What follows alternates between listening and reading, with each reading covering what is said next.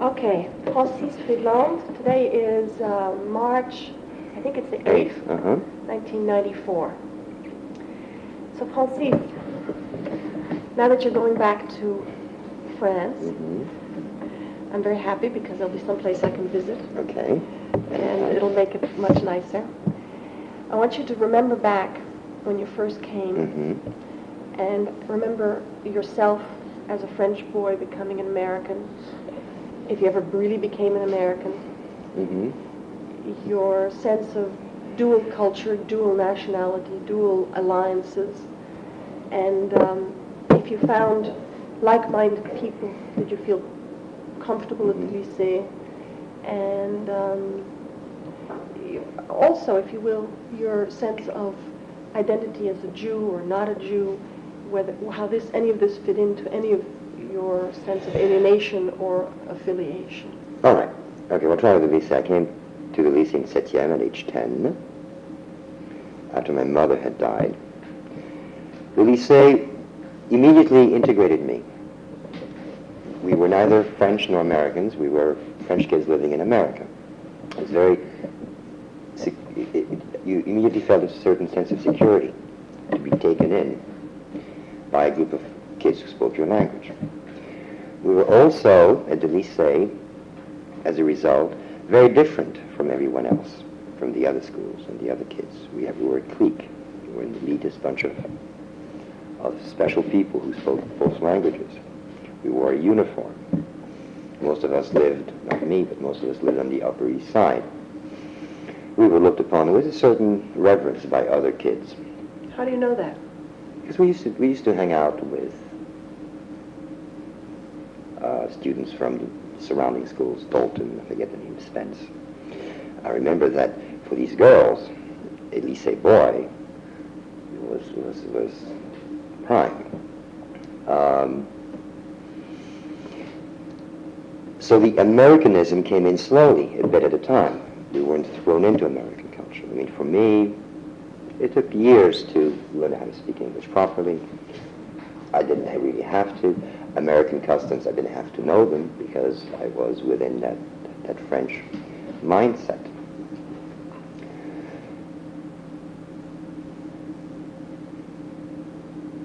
It's only after graduation, when I went to NYU, that I was hit on the head with Americanism. But by that time, it was 1968. It was the height of the Vietnam War. The school was very politicized. And I immediately became a political activist. And again, that's sort of the goal. I was again in a group, in a clique of students who were now Americans, but we also had something in common. Did you ever become an American citizen? Yes, I became an American citizen automatically because my father was an American citizen. Oh. Where was your father during all of this time? My father, well, he raised me more or less well. I mean, he did his best. His job was to travel around the world for television networks, mainly for NBC. So he wasn't always there for me. What was his name? George Freedland. And he had a passion for France. And he would travel. And when he would travel, he would put ads in, I forget which newspaper, probably the New Yorker, advertising me as this cute little French kid who wanted to be a boarder, preferably on the Upper East Side, preferably with people who had nice apartments with doormen. You cannot imagine the amount of replies. No kidding. And they were wealthy people with younger children, and I had to tutor French for an hour or so. There were also people whose kids had gone to college. They were a little older. The apartment felt empty, and all these people took me in, usually free of charge. They wanted to have this little French kid in the house. And I would have to sign my own report cards because there was no one to do that. And of course, when my father would return from his trips, we would live together. Where? On West 71st Street. He kept an apartment there? He kept an apartment. Not a very pleasant apartment. So did you sort of wish he would go away? No. It was the best of both. I mean, I was very happy when he was there. And I also had tremendous independence from age 12, much more than any of my schoolmates. I mean, I had no curfew. I signed my own report cards. The teachers knew that if I were late or absent, There was no one to talk to. there was no one to talk to. I wouldn't have to produce a note. I had much more allowance than anyone else. Were you a good student? No, I was not a good student. The report card all said intelligent but lazy, that sort of stuff. I was also a bit of a distraction in class, if you remember. I was clowning around and being a wise guy. But I always got away with it because I could always apologize. I could always smile at the teachers. Did any of these families who take you in really mother you, father you? No, no. There was never some woman along the way who was came for you as substitute mother? My father and I, he would put these ads about a month prior to a trip. And I would last, by the way, about a year to 2 years with families. Eventually, I would outgrow them or they would move or something would happen. And we had an amazing amount of responses, and we would actually audition these people. Oh, my God. They would come to you, or you would go to them? We would go and visit and look at the possibilities of which room I would have, and I would ask what kind of cooking they did, and they had to be close to the Lycée. And I was obviously very interested in their occupations. I was living with a concert pianist. I remember living with a vice president from a major advertising agency. They were always very interesting people. Were they nice to you? They were always very nice to me. You never fell into a bad bunch? No, but I also had to be nice in return. So you were socialized in I had to be very funny social. kind of way, very I had early. to socialize. I mean, I had to... You had to know how to be grown. Yeah, excuse me. Okay. Let me see. It sounds like you were not cared for, but lonely. Yes, the Lycée actually fulfilled that. The friends. The Lycée was very important to me. That was going on. So the friends were incredibly The important. friends were very... Who were the best friends you had there? You know, it kept changing through the years. Who were the ones who stand out? There were several groups. I mean, there were the 4 guys, and we used to do our homeworks together. There was DB, J.J. Lamarche, Yves Bizien, and I. That was sort of one little group I belonged to. DB is... Alexandre de Bordes. Yes. And then, well, you know, we had the same friends. So this was my core of my 4 friends. Uh-huh. But then there was also Alberto, there was Claudie Deschigot, there was Pietro Pico, Michel Maas. My God, I have to think some more. André Loubart, Michel Arquens. He was a class Angeles. But you know, it was sort of a slow move. I mean, some years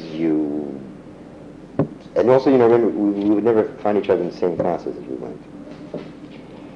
Each year, we'd get split up into whatever they were called, MM primes, section A, section B, section C. Mm-hmm. So that had something to do with the fact that you gravitated towards different people.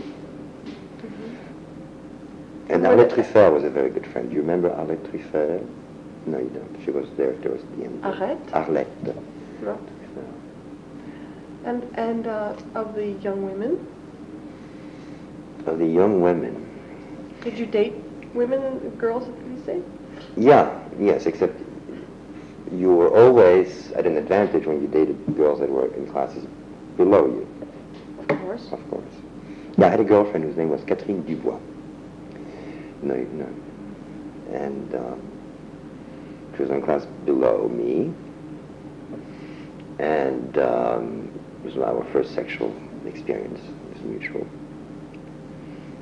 She was very Catholic. And I remember that we used to roll away, and she had to confess to the priest. Oh my God! Every Sunday, but she didn't want to confess to that sin. She had to make up another sin. And she would make up a much lesser sin, like I lied to my mother, I cheated on my exam, I was mean to my sister, and it's go on every week.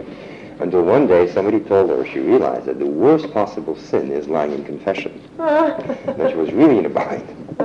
Then she started going to confession. That's a solution.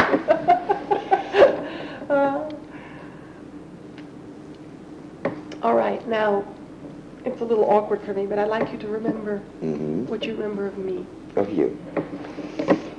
Well, I remember that you were not just the prettiest girl in the class, you were the prettiest girl in the school. Oh, Yes, this was common knowledge? I think so. I think you were, yeah, you were way up there. Yeah, you were very desirable. And you were a little bit distant, aloof. You didn't always hang out with the same group of people. I mean, you were somewhat of a mystery, much more than other girls who, you know, would go to all the parties and hang out after school at the coffee shops. I mean, you didn't really do all of that. You were more, but above the social scene, it seemed. I was out of it, Francis. I wasn't above No, it. you were, well, I don't know. I don't know. And you were a bit mysterious about the boys you dated. I mean, you didn't go and it wasn't that obvious. You were a bit of a mystery. I never had any intimate relationship with anybody at the Lycée. Oh, no, didn't you go out with, you must have. Okay. Not In any so. case. But you were very highly I respected. dated, but You I dated. never Oh. had a intimate. Okay. I never had sex with anybody at the Lycée. Oh. Blunt. Well, not many people had sex in the Lycée years. Uh-huh. No? I don't know. I have no idea. No. There was a period when the pill came out, so we were just, it was beginning. You were certainly a very desirable woman. And I think you've always scared most of the boys. I think most of us were probably a little nervous about approaching you. Because you were above it all. You were a classy lady. Well, I'd like to interject that it was really extreme nervousness and not fitting in. It didn't appear to be that. But I also knew how to be, how to talk to adults, quote unquote. Yeah. You were mature. You were more mature than the average girl in our class. Now, the girls that I remember being friends with was Linda Morse. Do you remember her? Yeah, now I do. I wasn't very friendly with her. There was a group of very American women in the Lycée. She was very American. Yes. And Who I didn't go to the end of our studies. They didn't go all the way to the back. They dropped out a year before, and they went. I did too. That's what you did too, right? Yeah. And then they went straight to American colleges. And then that's right, you did that. There's quite a substantial group who did that. Diane Dixon, do you remember her? Yes, vaguely. Same group. But she was a sort of a slight misfit, a little bit, in terms of family structures like yours. She had an American father, American jazz black father who was living in France. Oh, yes, Her mother I know was who a she is concert now. pianist Of who was course. living in the, I know she is. Yes, what she is was. that Yeah, she had building on the west side that's a Dakota? famous, yeah. Yeah, she had fun parties. Yeah, she was. She was also very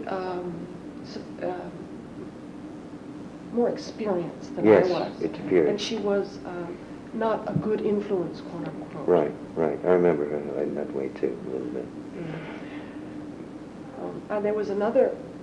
I wasn't friends with people who were right solidly comfortable at the Lycée. I was friends with people who were sort of newcomers and out of it. And there's a woman whose name I cannot recall at all, who was a tremendously disturbed individual who had me under her thumb, actually. I felt such pity for her. I ended up trying to fix her clothes for her. We want me to get an old... Oh, yes. Well, let me see, we're looking in the right year here. This wasn't our class, was it? No.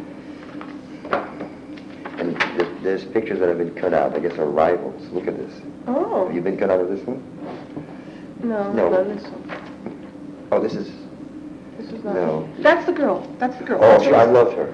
You loved her? I was in love with her. What's her name? Diesenhaus. Where is it? Miriam Diesenhaus. Who was she? I don't know, but I dated her a few times. I thought she was extraordinary because she was such a misfit. She really was. And then I ran into her maybe Do you 5 remember years. what her family was doing? No idea. Come so that it's... She's in the house. Yeah, she was I think there was something... a little disturbed. Yeah. She was very creative. But she very was wild. Yeah. And she was pathetic in a way. Yeah. She was always telling me about her I think there was tremendous envy she had of me, and I remember ended up trying to refit her coat for her. I know how to sew a little bit. I mean, you don't start doing tailoring. And I'm most attracted to women like that. now this one here, this teacher here had an affair with somebody, one of the boys. Do you remember her? There was all kinds of silly rumors flying around. Well, not that one, perhaps. No, it wasn't that one. I mean, this was the class above us, I believe. Georgette Temerson. Yeah. Oh, yes, she lives in Paris. Whatever happened to her? This is not my group either. No. Although at some point I was with these people.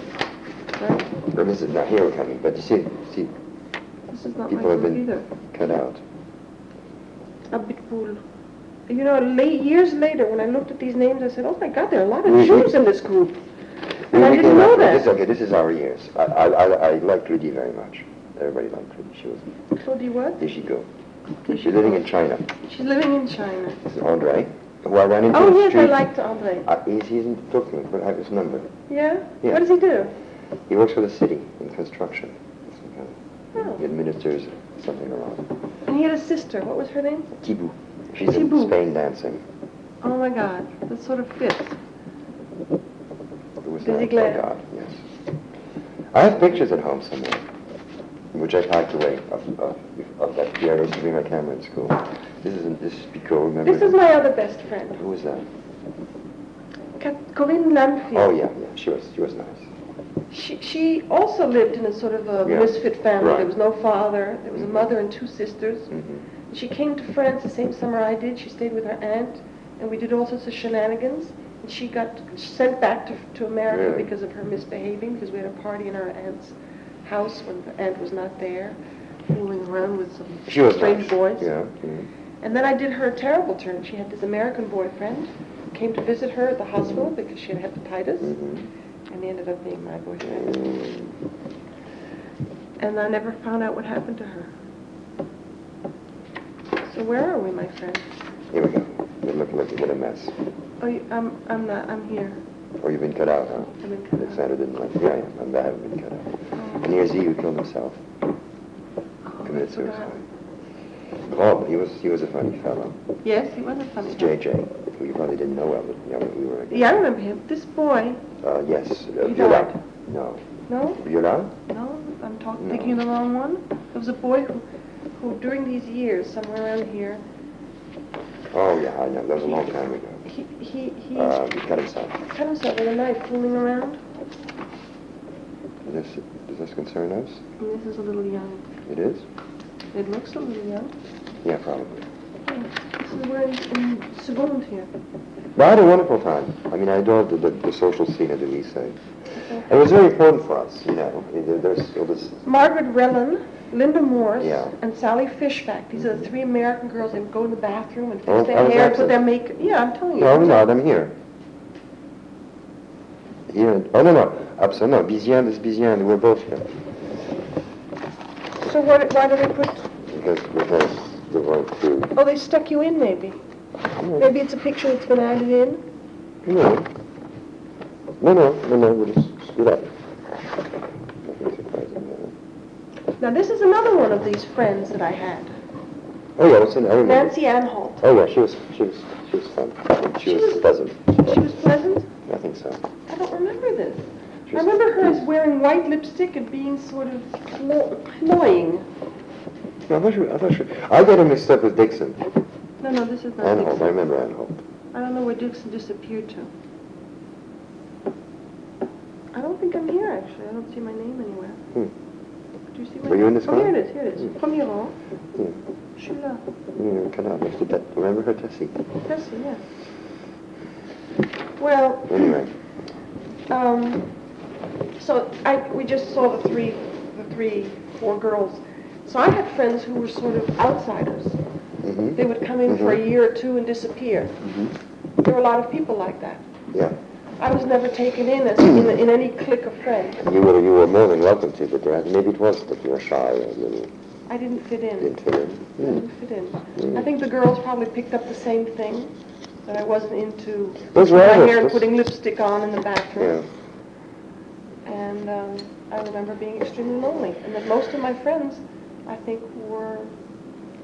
Well, they weren't. But you were very desirable. I mean, everyone really liked you.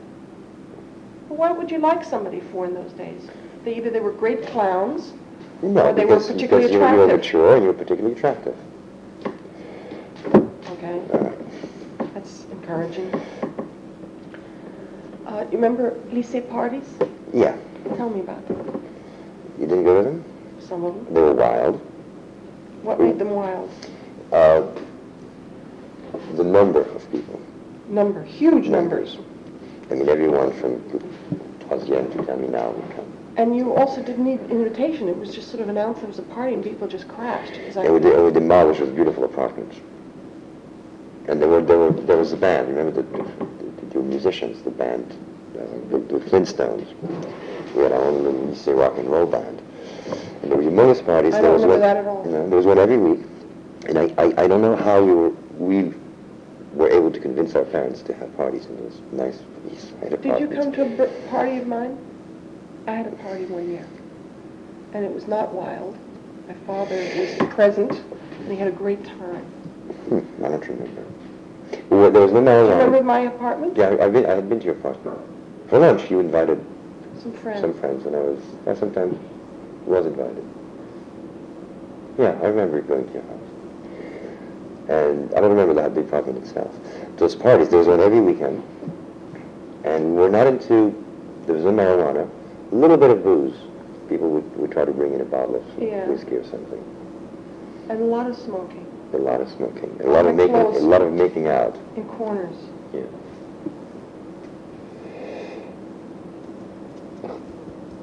And we made a big mess. I mean, Do you think we were irresponsible more than most teenagers? no, I don't think so. I mean, we didn't do awful things. No, we didn't. Were people into drugs then? No, drugs came right afterwards. The following class was smoking marijuana. We didn't. Is that interesting? Mm-hmm. Did you catch up later? Yeah, I did everything. I didn't. Very late. I didn't like you in the 60s. God, yes, Oh, yeah. Don't mention it. Are we the same age? I'm going to be 45 in a few months. I'm a little older. Yeah. Ken is 1 year older. He went to NYU in the Heights. Mm. He says that now they try to raise money from him. He said, why should I give money to a school that doesn't exist anymore? Uh-huh. But, so wait a second. So what was the culture of the lycée? It was just parties every weekend? I don't remember going to parties. I also had to go visit my mother who lived in New Jersey. Mm-hmm. So every other weekend I would visit her.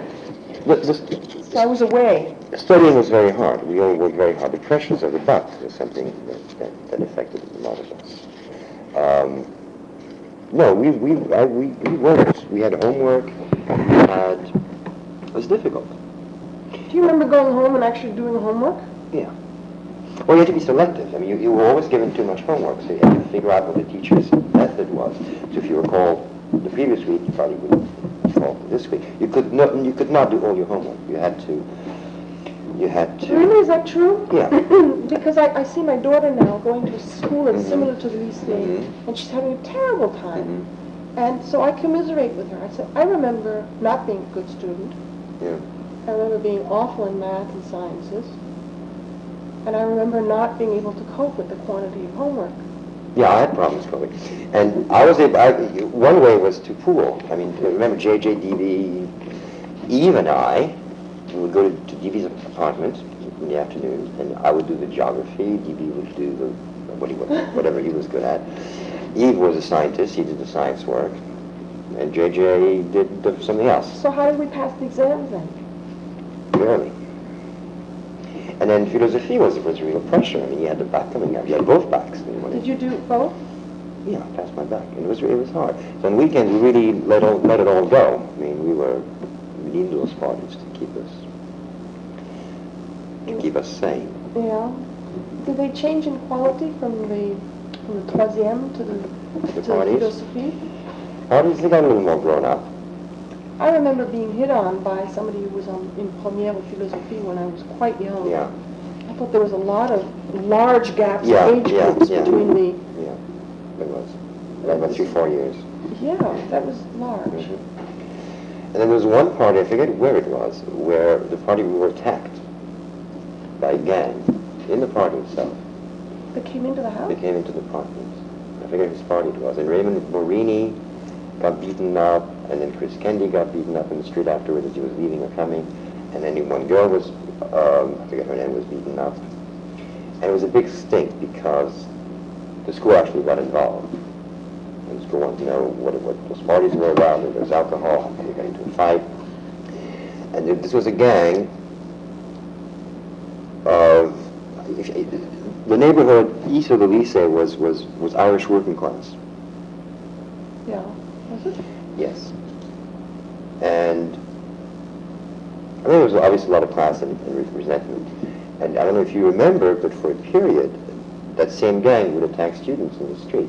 I mean, nothing like what happens today. I mean, you get punched in the face. I don't remember this. You don't remember this? Okay. I forget what year this was in, but there was at least 6 months of tension where you avoided going further east in 3rd Avenue. And we all were uniformed. We were very recognizable. Do you remember being at the Lycée before the uniforms came in?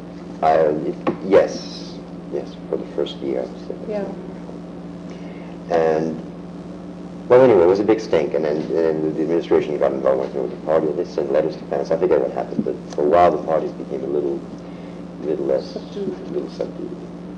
So do you think we were all these sophisticated kids whose parents did not really supervise us? I don't remember parents at all. And yet I don't remember it as being odd that my father and his wife were present at my party. They were helping me, serving the food. They were. Yeah. I think you always felt that it was finally your turn to have a party. Uh-huh. You know, you had to go on a rotating basis. Yeah. I had a party at one of the houses I was living in. They were shocked. I mean, they didn't imagine it would turn into this. Well, you must have been. You probably didn't enjoy yourself very much. No, I did. No. They had a big house. They accepted the idea that all of a sudden their house had 300 people and there were holes in the carpet and a few things got broken. Oh, They took a chance. But I couldn't have another one there. I remember going with a group of kids from the Lycée once to Jones Beach. Yeah. Do you remember doing that kind of thing? I remember these excursions. I remember groups of people sort of hanging out on street corners. What are we doing next? Yeah. And this interminable trying to decide what we're going to do next. It seems to be a real adolescent kind of thing. So then we all traipse to somebody else's apartment where we do some more thinking, and finally we would end up someplace. Yeah. There were some traditional rituals from 5e to whenever we got a little older. There was a skating in the park every Friday afternoon. The Lycée kids would go on Friday afternoon skate in the park. Sounds wonderful. Where was I? I don't know. And it involved a lot of people. We literally took the skating rink. And this party stopped when we got a little bit bigger, like 3e, second perhaps. Then you had the coffee shops that we were always evicted out of because we were, you know, that scene. Yes, after the school, we would move from coffee shop to coffee shop and order nothing and make a terrible mess, make a lot of noise. Yeah. And we would eventually get chased out from coffee shop to coffee shop. And the last one, we had to go over that to 79th Street to one called Schraft's. Oh, yes. And the restaurant complained to the Lycée. Uh-huh. And one day the Lycée brass shows up as we were making a total mess in the restaurant.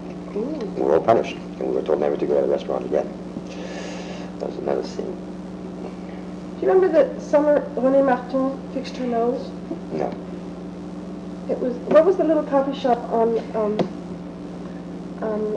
Madison called? Right? Oh, yeah, closest to. The lunch place, luncheonette. Yeah. Together. It was like the first day of school, and we all met there. You have to understand, I always felt acutely out of place, trying to figure out how to fit in. So this sense of aloofness, or a little better, was my own sense of fear, and I was always a new kid. Everywhere I was constantly moving all my life, and here was just another example of it. So I knew Renee somewhat. I thought of her. She's around. Yeah, you told me. She's a chef. But I didn't feel like I was anybody's friend in particular. Yeah. And everybody was talking with this girl that I'd never seen before. She sort of looked familiar but didn't. And then I said to somebody, who is that? They said, what do you mean? That's Renée Martin. I said, no, she's different. Something's different with her nose. And I think I was the only person who'd noticed that she had changed her nose. Mm-hmm. No. I don't remember nose jobs. No. Well, that's a shame because, you know, which is successful when friends don't really notice. Yeah. I mean, you're obviously changing your nose because you don't like something. I didn't Nobody know that notices. well. I guess I didn't know it that well. Now, I went out. I was being courted Mm-hmm. persistently in class Mm-hmm. by Alberto de Montezemolo, Mm-hmm. who would mouth across the room for me, come to bed with me, Mm-hmm. sending me into total levels of distraction, Mm-hmm. and it was a perfectly good excuse not to have good grades, because there was this inappropriately aggressive Yeah. distraction going on. You were friends with him? You said you were. Towards the end, we were very good friends. In fact, we spent Did he do the back too? He was a very poor we spent student, the as I entire recall. yeah, but we spent the entire summer studying the back together. Oh. We chipped in, got tutors when we needed them, and we spent the entire last summer. I mean, I lived in his house. Oh, you lived in his house? Yeah. He had a beautiful house. He had a beautiful house, studying the back, for the back. And we knew the exact same things, and we actually insisted on sitting miles from each other, because we knew exactly the same thing. We probably wrote the same texts. And then I remember that, you know, there was a 2-week waiting period before you knew whether you passed your written in order to take the oral. And it was torture, because you were studying in vain, maybe. I remember that 3 days after we had taken the written exam, Alberto, through his contacts, whatever, learned that he'd actually passed the written and could go on to the oral. How did he get that? Who knows? And he couldn't find out whether I had passed the trial. So now we were still studying together. I was studying in total anxiety, and he was really motivated. But we both passed the bar. Oh, I'm glad to hear And that. I lost track of Alberto. Did he go back to Italy? I would think so. He seemed like, I keep thinking, except for the American kids, the whole rest of the lot seemed like a bunch of transplanted misfits. Yeah. Like, what were they going to be doing with their lives, these interesting, sophisticated kids? And we were also, if you remember, we were so immature in some ways. I mean, here we were, these 19, 18-year-old kids, sitting on tiny little desks that were made for 6th graders, you know, studying philosophy and playing with the rubber bands and little darts in class. And being totally outrageous, behaving like 8-year-olds. Do you remember this? I don't remember the 18 because I left when I was 17. I did première the year that they had no more bac. Wait a second, how'd that happen? So that again? I did première the year they had no bac on première. So you must have also. The bac blanc? Maybe you didn't. No. There was a major exam that was. Oh no, you're right. It was a rehearsal for the bac. It didn't really count as a bac anymore. Was there? I don't really remember it at all. Yeah. You were sat in a room for 6 days. And, No, I didn't do that. You didn't do that? I did that. Yeah, it was a rehearsal. I left in June of 1966. Mm. What year? Where were you in the June of 1966? How did I manage not to take this thing? Maybe that it wasn't really bad. It was all your compositions were lumped together in a week. Maybe you did. Perhaps. Yeah. And then you said it. You were put in All a your big tests, room. all your... Yeah, it was a rehearsal. You were put in a big special room with a fragonard on the ceiling or whatever, and you had these surveillants that looked at you, and you had separated the desks. They made a big deal. It was a bit of a... In our building. Yeah. I have no recollection. Do you remember our theatrical events? Yeah. Yeah, I was part of that. Do you remember playing? I think you were in a play There with was me. a play, yeah. In a Louis play, I forget which one it was. Yes, I remember the music. I remember the title, which one it was. I remember I did the decorations. We had green leaves around the proscenium and the costumes. I think with, what was her name? Haas. Oh, yeah. That rings a bell. Yeah, the kind of heavy deck. Yeah. But what else? But Lycée was very important. I mean, today my best friends are still from the Lycée. People I still stay in touch with. Do you think that's because you stayed in New York? No, I think because the bonds were great. I mean, this was our adolescence. We meant a lot for each other. I went through the Lycee. I mourn this a little bit. Mm-hmm. That's why when I saw you at Mm-hmm. the reunion, Mm-hmm. that year was, what, 1987, 88? Yeah. I was thrilled. I mean, there was this sense of, I mean, if you all had seen each other all the time, to me you had all remained 17-year-old Yeah. boys, and sort of a foggy memory of a period that was incredibly important to me, and yet I didn't make very strong bonds with anybody. No, I think also we were very different from everybody else. We're different from French kids growing up in France. We're different from American kids growing up here. We had our own little subculture that was very peculiar, like a little pressure cooker. Did you know then who was Jewish and who was not? Yeah, more or less. I mean, and it turns out the most interesting people in the school, the most desirable women in the school, girls, I should say, were Jewish. The most interesting, I remember one incident, there was one person who was ignorantly anti-Semitic, but he was young and silly. It was Pietro Pico. Yeah. Mm-hmm. And he didn't like Jews, but he never met a Jew. And one day Pietro, I forget who somebody tells him, like, who's Jewish in the school. And he couldn't believe it, that all the girls he's been dating or has been wanted to date, that all of his best friends. But it's not something that we spoke about. We were very French in that sense. We didn't advertise But you it. did know. More or less, I figured it out.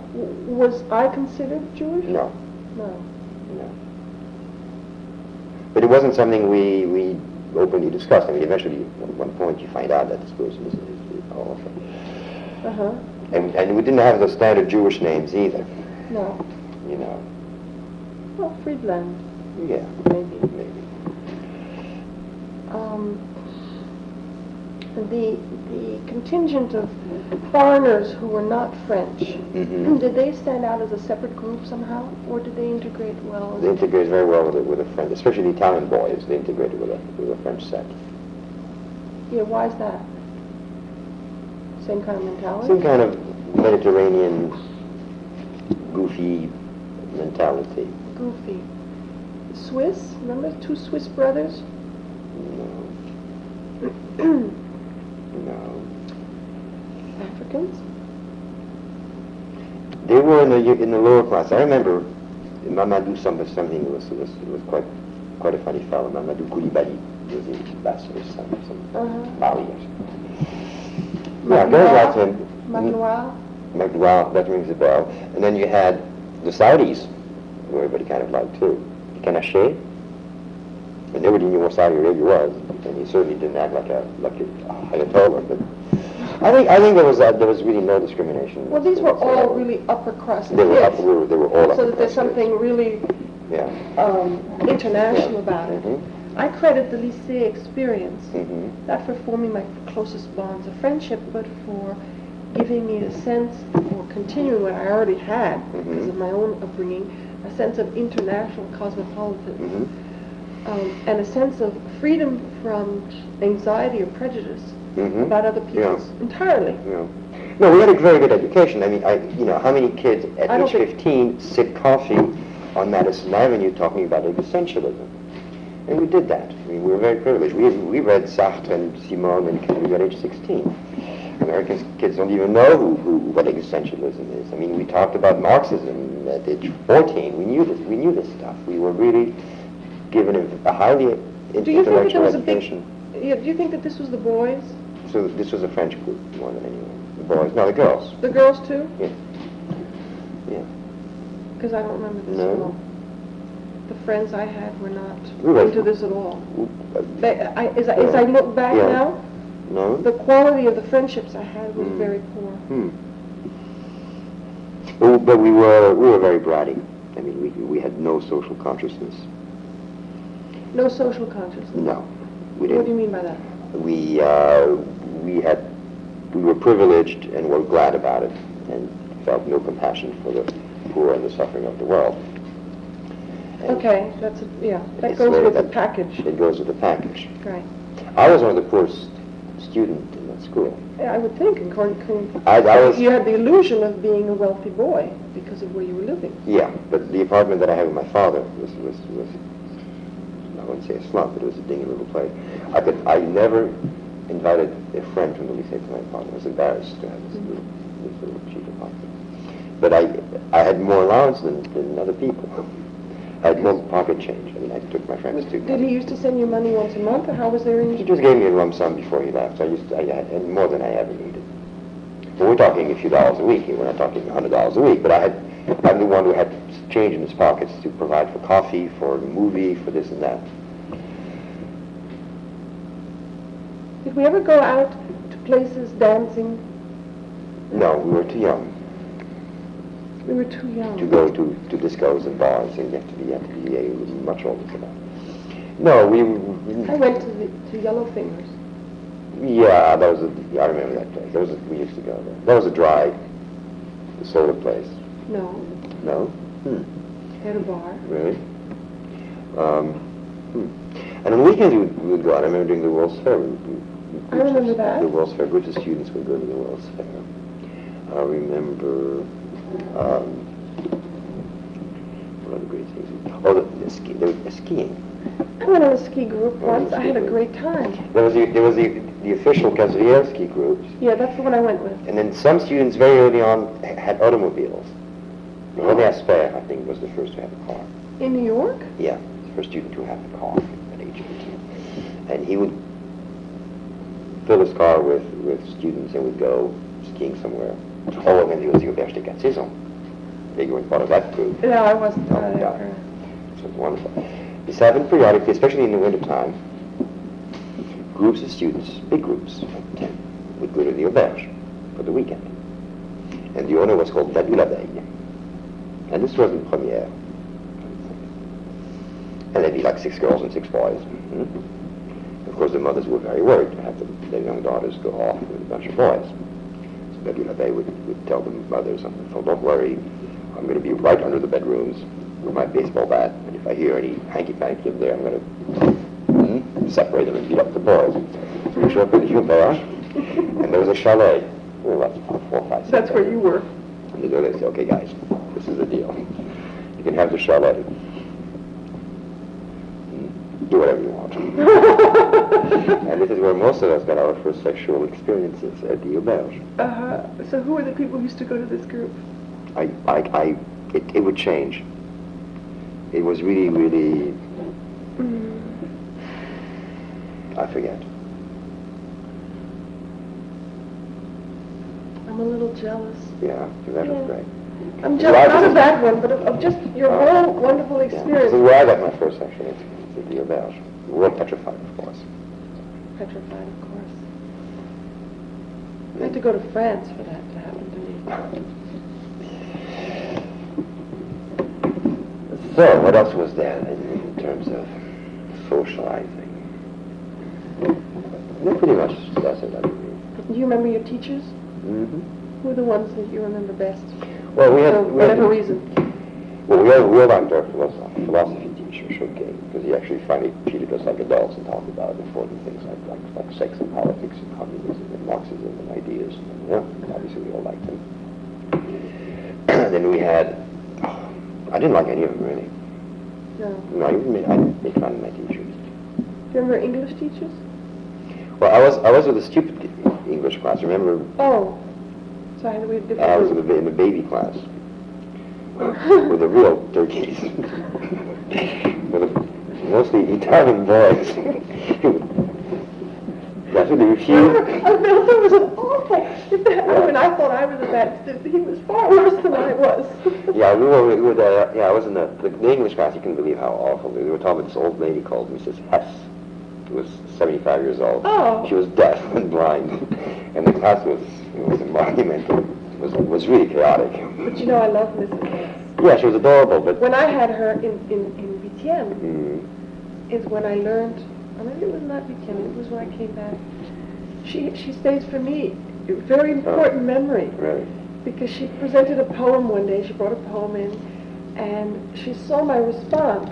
I immediately responded to it positively. And she said to me, when a teacher says this, it's so powerful. She said, I thought you'd like that. I brought this book for you. Oh, how could you not love her, right? I remember my 10-year war with this ridiculous surveillance in you. Oh, I remember him. Oh, I mean, this was eternal. He punished me all the time. It was complete. 10 years? Yeah, it was a 10-year war. It was incessant.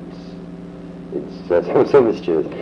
You were fun. My memory of you was that you were really fun. I pulled the worst tricks on Ennio, and he knew it, and he would always punish me. I got 3 conseils de discipline thanks to him. What was a conseil de discipline? Conseil de discipline was a trial where you told to be good. And you're good Who was sitting in the trial? Rodin. Rodin? And the class president defended you. Who was the class president? Did we have such a thing? Yeah, every 3 months we had a class president. Get out of here. I don't remember this at all. We had a monitor who had to wipe the blackboard, and that rotated on a weekly basis. So who was the class president in our class? It was usually Michel Maas. Oh, some goody-goody. Some goody-goody. As a joke, I was elected class president. And did you defend yourself? Yeah, I had to defend myself once. And I served my term. I wasn't re-elected. And it was a joke. The Lycée actually thought that Russia was not fit to be class president. It was really goody-goody. Did you, this role as the class clown was a role that suited you? I mean, kids who will get into these situations, it's a way of getting attention, making friends. Yeah. But is it a role that you kept up in life after you left the Lycée? No. You dropped it? You dropped it. Good. I wasn't the only clown. There's a whole bunch of stuff. Tell me who the other clowns were. Desigley was not a clown. He was a good little boy. Mm-hmm. I remember he and I were put together because he was being bad. Yes. So whoever he was sitting next to, he got split up, and I was probably this little goody-goody. I don't know if I was a goody-goody. I don't know that. No, you were neither nor. I mean, you were just you were there. Just a pretty face. Yeah. No, there was a lot of people who clowned and goofed and I got to sit next to him, and that was to split up whoever the other group was, so we would be good. I was thrilled. I thought he was cute as anything. This is? Desigley, yeah. And, he's a good friend. I'll tell you a story later about this. Yeah, you told me something. His daughter. Anything new since 2 years ago when you told it to me? No. 3 years ago? No, daughter's 24, living with him. No, living in Paris. He remarried, didn't he? Mm-hmm. Recently? Mm-hmm. Is he happy? Yeah. Life is good for him? Yeah, he's very successful. What does he do? He's medicine, researches, and obstetrician, etc. But I had a good time in the Lycée. And I never recreated that period. When I got to NYU, I got very serious and very involved in politics, and then I started working. I had to be serious in work. And how was it that you didn't go back to France? You really felt comfortable here at this point? No, I went to NYU, to the film school, right after that. And I think what lured me to stay in New York was my father went back to France when I was 18, for got remarried. And all of a sudden I was 18 and I truly had my independence. I had a little apartment in the city. I started going to NYU. He was paying for him? Actually, I worked part-time. Scholarships? No. I was an assistant cameraman at age 19. And it paid very good money. My father paid the first year of NYU, and then I pretty much paid it myself. How did you get a job as an assistant cameraman? I was smart and qualified. You knew this stuff? Yeah. You'd done it with your father? No, it wasn't that difficult. I mean, when I started, I didn't know very much. But I was able to maintain the stuff. And that paid for my studies. And then I got very involved in politics. I remember you as saying, I remember distinctly you as being one of the people who knew what they were going to do when they grew up. Right. You were going to be a filmmaker. Yeah. I did not know then that your father was a filmmaker, so there's a little bit of logic in following through. Yeah, and my family was acceptable. You could be anything. I think a lot of the kids, you had to become a diplomat to school, or something. Do you know if other people became what they thought they were going to be? I don't know. Do you know where Raymond Morini is? No idea. No, I think in my family I could have. I like Raymond. You did? Was he a nice person? I don't know. You had a big ego, if I remember. Did he? Yeah, he was kind of, Do you remember Patrick Kent? yes. He It was looked like a- Richard Nixon. I don't know who he looked like. Some really cowboy type. He lived in Queens. Yeah. How the hell did he get to the Lycée? What was the point? I lived in Queens. No, not practically. Get into the Lycée? Why was he in the I don't Lycée? know. There are people that it didn't make much sense why they weren't in the Lycée. Did he finish I through? don't remember. No, he was, you know, very few true Americans went to the back. You know, I think. I mean, the class got really weeded. The people who actually studied for the back was much smaller than the people who had actually. Remember Helena Goldstein? Not really. She did the back. Yeah. Was accepted into third year at Radcliffe. That's what happened to me. I was accepted into. I got 2.5 years of credit because I chose films. Because the mixture of films is So did you graduate in 2 years? No, I took a year out. I dropped out for a year. And then I went back. Finished in 72, I think. But altogether the time spent at NYU was It how was long? 3.5 years. 3.5 years. Do you think you would have done better staying another year? Or were you ready? No, I got my ready to BA. move? Yeah. I got my bachelor's, which was in my business is just useless. I mean, even Yeah. I never got a job because I went to NYU. Was that a good experience anyway? NYU, well, it was so easy. You know, we had learned how to write papers in the Lycée, and in film class they were very liberal. You never had to attend class. Wait a second. Where did you learn to write papers At the Lycée.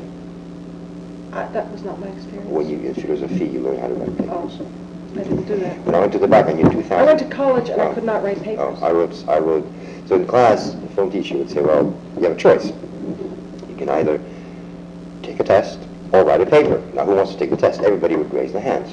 Now, who wants to write a paper? I was the only one who raised my hand. People looked at me like, this student is actually going to write a paper. And we started writing the paper at 10 o'clock the night before. Yeah. You know, the French, the dissertation, you know, introduction, then the first part, then the second part, the antithesis. You destroy all the arguments you wrote in the second part, the first part. Then with the conclusion, you have to raise a new question that has to end with a question mark. You have to end This with a is the different French question. thing that you learned in philosophy? In philosophy. And you have Nice. I wish I'd stayed for that year. Yeah, and we had a great teacher. And I learned 2,000 quotes on everything. You learned? I learned. Because you also have to put a lot of quotes. And you have to you need 8 arguments in your first part, then you have to demolish every single argument in the second part. So at 10 o'clock I would write my paper on anything. Who cares? And I got a strict A+, and the teacher would read it to the class as though so I never went to class. In fact, in 4 years of NYU, I didn't have a library card. I didn't even know what a library was. Oh, Francis. Yeah, it was all in my head by then. Oh my God. And I must have studied I must have worked at home a total of maybe 50 hours in my 4 years in NYU. I would write these papers in an hour and a half. I did absolutely nothing, and I got good grades. What does this teach us about life? It teaches you that at NYU you can buy your diploma, you buy your degree. Do you think it's NYU or it's any place? I think if you study law at Yale, it may be a little harder. But the year of philosophy at the Lycée was 10 times. Oh my God. You got that? Yeah. Was 10 times the work I did at NYU.